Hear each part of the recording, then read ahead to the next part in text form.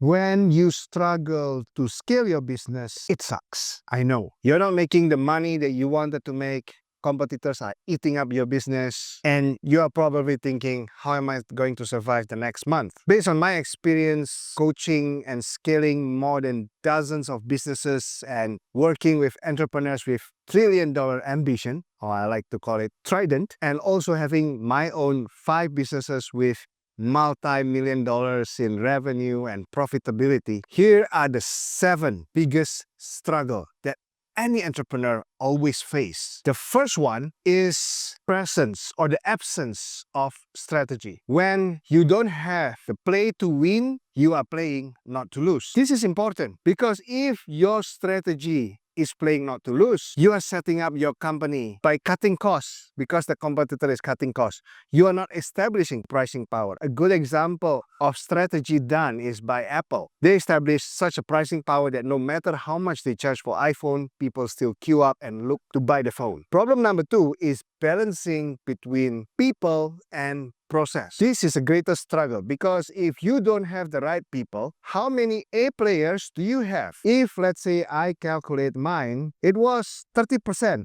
and my goal is to have 50% of A players. And my C players currently is about 10%. I want to bring it down to 0. Secondly, when I talk about process, this is the typical struggle. Nobody teach us how to make great process. Process will make sure that the right people that we have hired at first do the right thing. So how do we design process? Details I will describe in the next video. However, coming to the third struggle, it's priority. Making the main thing the main thing. It is such a struggle, especially when you are a startup and you are growing your company. Everything seems to be important.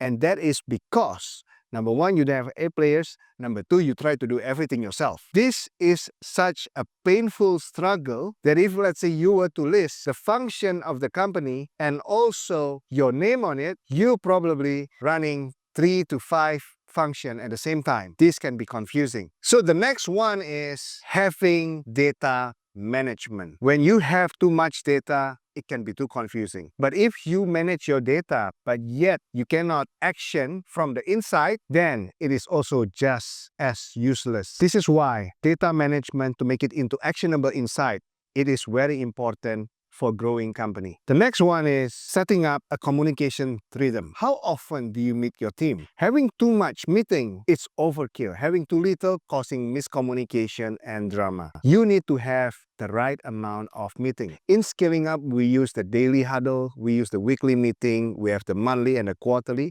also the annual planning to set up the rhythm of the company. So as entrepreneur and as the leadership team do their daily huddle, they have a feel. How does the days look like? Is it a good day or is it a bad day?